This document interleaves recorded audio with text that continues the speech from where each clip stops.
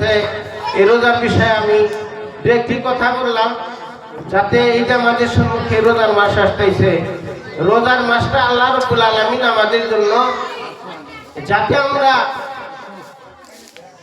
এই যে 1 বছর পার হয়ে গেছে, ফের 1 বছর পর রোজা আসতেছে, এ সারাটি রোজার মাস, সারাটি বছরে আমরা যা কিছু গুনাহ করছি, আল্লাহ রাব্বুল আলামিন যাতে এই সমস্ত গুনাহ মাফ করে নিতে পারি, এই গুনাহ মাফ করাবার জন্য আল্লাহ আমাদের জন্য কি আনতেছেন, রোজার মাস আনতেছেন। তাই সবে এই রোজার মাসে আসার আগে আগে আমরা সবাই প্রতিজ্ঞা করে নেই, যাতে রোজার মাসের ভিতরে আমরা বেশি বেশি ইবাদত করে এবং রোজার পাবন্দি করে, রোজার ইহতিমাম করে আমরা যাতে আল্লাহকে রাজি করাইতে পারি, আর যাতে আমাদের কৃত পুরো বছরে যতগুলা গুনাহ হয়েছে সমস্ত গুনাহ যাতে আমরা মাফ করে নিতে পারি।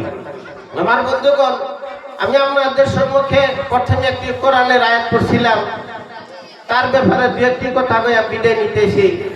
আল্লাহ রাব্বুল আলামিন পবিত্র কোরআনুল কারীমের ভিতরে বলে দিলেন যে লাকাদ কানা লাকুম ফি রাসূলিল্লাহি উসওয়াতুন হাসানা, যে তোমাদের জন্য, যার সারাংশ হলো যে তোমাদের জন্য এই দুনিয়ার ভিতরে জিন্দেগি যাপন করার জন্য আল্লাহ রাসূল আলাইহিস সালাতু ওয়াস সালামের জিন্দেগির ভিতরে সুন্দর আদর্শ রয়েছে। বন্ধুগণ, আমরা দুনিয়ার ভিতরে আখিরি নবী আলাইহিস সালাতু ওয়াস সালামের উম্মত, আমরা কিভাবে জিন্দেগি যাপন করব, প্রত্যেকটি ক্ষেত্রে আমরা ঘুম থেকে কিরকম করে জাগ্রত হব, জাগ্রত হয়ে কি দোয়া করব, সে কথা আল্লাহ রাসূল আলাইহিস সালাতু আমাদেরকে শিখিয়ে দিয়েছেন। আমরা সকালটা কিভাবে আরম্ভ করব, যে নামাজের দ্বারা আরম্ভ করব, তারপর নামাজ পড়ে আমরা যদি আরম্ভ করি, তারপরে যেগুলা কাজ করব বিসমিল্লাহ পড়ে আরম্ভ করব, কিছুগুলা প্রত্যেকটি কাজের ভিতরে আল্লাহ রাসূল আলাইহিস সালাতু ওয়াস সালাম কিছু দোয়া শিখিয়ে গিয়েছেন। মোট কথা সকাল থেকে বিকাল, বিকাল থেকে সকাল পর্যন্ত প্রত্যেকটা টাইমের ভিতরে আপনি যে কোনো কাজ করেন, প্রত্যেকটি কাজের আপনি কি করে কিরকম ভাবে সমাধান করবেন, সেটা আল্লাহর নবী আলাইহিস সালাতু ওয়াস সালাম আমাদেরকে আমলের মাধ্যমে, আখলাকের মাধ্যমে, কাজের মাধ্যমে শিক্ষা দিয়ে গেছেন। সুনাম ধন্য ভাগ্যবান ওই ব্যক্তি যে জিন্দেগি যাপন করার ক্ষেত্রে আল্লাহ রাসূল আলাইহিস সালাতু ওয়াস সালামের আদর্শগুলো লক্ষ্য করে জিন্দেগি যাপন করেন। আমার পূর্বে আমাদের রাজমিতা মসজিদের ইমাম সাহেব বলছেন যে মান আহাব্বা সুন্নতি ফাকাদ আহাব্বানি। তো বন্ধুগণ, আমরা যদি আল্লাহর নবী আলাইহিস সালাতু ওয়াস সালামের সুন্নত অনুযায়ী যদি জিন্দেগি যাপন করলাম, মানে আল্লাহ নবী আলাইহিস সালাতু ওয়াস সালামের সাথে মুহাব্বত করলাম, আল্লাহ নবীকে ভালোবাসলাম, এটাই হলো মুহাব্বতের পরিচয়। যে নবী আলাইহিস সালাতু ওয়াস সালামের সুন্নতের প্রতি আমল করতেছি, নবী আলাইহিস সালাতু ওয়াস সালামের সুন্নত অনুযায়ী জিন্দেগি যাপন করতেছি, মানে নবী সাল্লাল্লাহু আলাইহি সাল্লামের সাথে আমাদের মুহাব্বত আছে। আর যে ব্যক্তি নবী আলাইহিস সালাতু ওয়াস সালামের কে মুহাব্বত করবে, তো সুন্নতের মাধ্যমে, সুন্নতের প্রতি আমল করে হুজুরের সাথে মুহাব্বত আছে বিলা প্রমাণ দিতে হবে। আর যে ব্যক্তি আল্লাহ রাসূল আলাইহিস সালাতু ওয়াস সালামকে মুহাব্বত করবে, সে ব্যক্তির জন্য আল্লাহ রাসূল সাল্লাম বললেন কানা মাই ফিল জান্নাহ, সে ব্যক্তি জান্নাতের ভিতরে আমার সঙ্গে হবে। সুবহানাল্লাহ। তো বন্ধুগণ, এই দুনিয়া হলো ক্ষণস্থায়ী জিন্দেগি। এই দুনিয়াটা যদি কেউ লক্ষ লক্ষ কোটি কোটি টাকার মালিক, তাও তার জিন্দেগিটা যাপন হইতেছে। আর যে কোন রাস্তার ভিখারি ফকির, তারও জিন্দেগিটা যাপন হইতেছে, জিন্দেগি কাটে গেতেছে। বন্ধুগণ, এই দিনটা তো কাটে যাবে, সুখে হোক বা দুঃখে হোক পার হয়ে যাবে, কিন্তু আমাদের সম্মুখে মওতের পরের থেকে এমন একটি জিন্দেগি আরম্ভ হবে, আখিরাত, সেটার আরম্ভ আছে কিন্তু শেষ নাই। বন্ধুগণ, সেই দিন যদি আমরা কামিয়াব হইতে চাই, সেই দিন যদি আমরা সুখী হইতে চাই, তাহলে আমাদের কি করতে হবে? এই দুনিয়ার ভিতরে লোভ লালসার জিন্দেগি এবং ঝামেলার জিন্দেগির ভিতরে থাকিয়া, এই ঝামেলার মাধ্যমে আল্লাহ রাসূল আলাইহিস সালাতু ওয়াস সালামের আদর্শ অনুযায়ী যদি জিন্দেগি যাপন করি, তবে ইনশাআল্লাহ মওতের পর যে আখিরাতের জিন্দেগি শুরু হবে, সেই জিন্দেগিটা আমাদের একেবারে সুখের জিন্দেগি হবে। আর বন্ধুগণ, যদি এই জিন্দেগিটা যদি আমরা অবহেলায় কাটায় দেয়, তো মৌতের পরে আখিরাতের জিন্দেগি এরকম আমাদের আফসোসজনক জিন্দেগি হবে। কাঁদতে কাঁদতে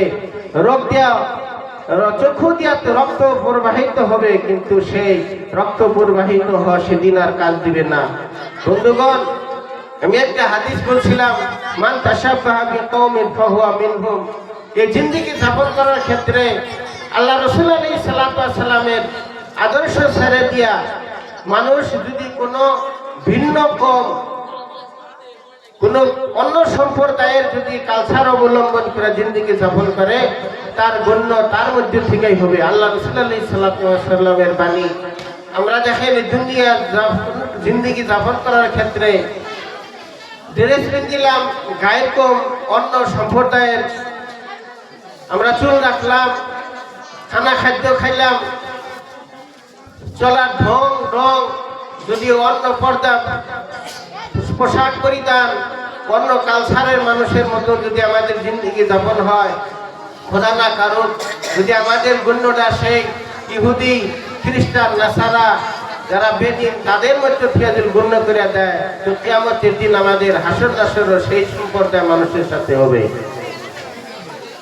বন্ধুগণ, আমি যা কিছু বলছি তার সারাংশ হলো যে দুনিয়ার ভিতরে আমাদের আল্লাহ ঈমান আল্লাহ ঘরের সৃষ্টি করেছেন, তার মধ্যে থেকে প্রধান ইবাদত হলো নমাজ। নমাজই হলো ইসলামের পরে সর্বশ্রেষ্ঠ আমল। তারপরে হলো 2 নম্বর যেটা রোজা। এই নমাজ আর রোজা এই দুইটা ধনী গরিব দুঃখিয়া সবের উপরে সমাহারে ফরজ। গতিকে আমরা যাতে এই 2 প্রধান ইবাদতের ক্ষেত্রে ধ্যান দেই, খাস করে রমজান মাস আমাদের সম্মুখে, যাতে আমরা রোজার মাসে বেশি বেশি ইবাদত করার জন্য নিজেকে প্রস্তুত করি। আর জিন্দেগি যাপন করার ক্ষেত্রে যাতে আল্লাহ রাসূল আলাইহিস সালাতু ওয়াস সালামের আদর্শ নিয়ে জিন্দেগি যাপন করি। আমাদের ব্যবহার, আমাদের আচার, আমাদের নীতি যাতে অন্য কোনো সম্প্রদায় ইহুদি খ্রিস্টান নাসারা তাদের মতো যাতে না হয়। আল্লাহ পাক রব্বুল আলামিন আমাদেরকে শোনার থেকে বেশি বেশি ইবাদত করার জন্য তৌফিক দান করেন।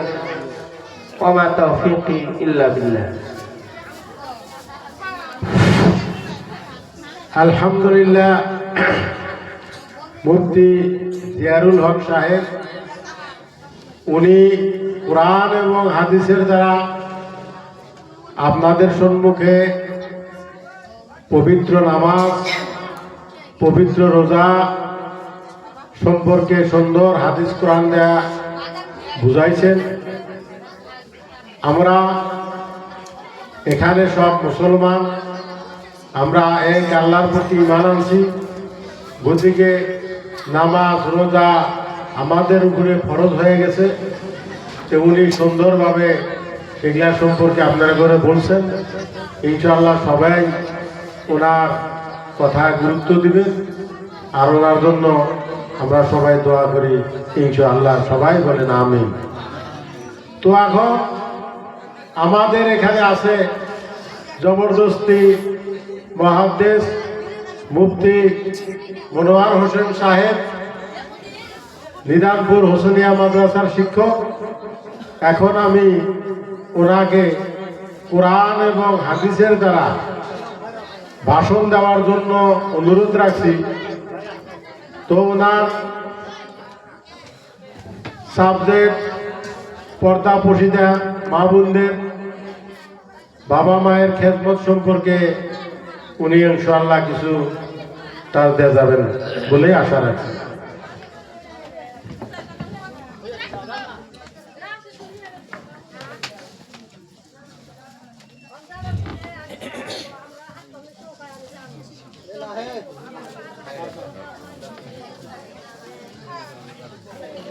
যাইলি গো যাইলি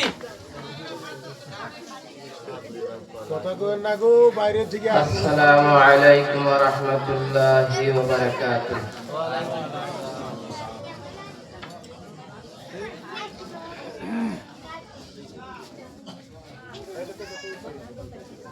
ভাই যেভাবে বসেছে পিছনে থেকে একবার আসে, ফাঁকা জায়গাগুলো পুরো করে নেই ভাই। পিছনে থেকে একবার আসো, ওই দিকে বসো, এইদিকে বসো। আসেন ভাই, একবার আসি ভাই। অল্প টাইমের ভিতরে আমি আলোচনাকে শেষ করব, আর আমার পরে যিনি আলোচনা করবেন তেনাকে সৌন্দর্য আকারে আপনারা যদি বসেন তাহলে নিশ্চয় কথা বলতে তিনি আরাম পাবেন, শান্তি পাবেন, মনের ভিতরে জজবা আসবে। আমরা সবাই মনোযোগ দিয়ে শুনবো তেনার কথাও। আলহামদুলিল্লাহ নাহমাদুহু ওয়া নাস্তাঈনুহু ওয়া নাস্তাগফিরুহু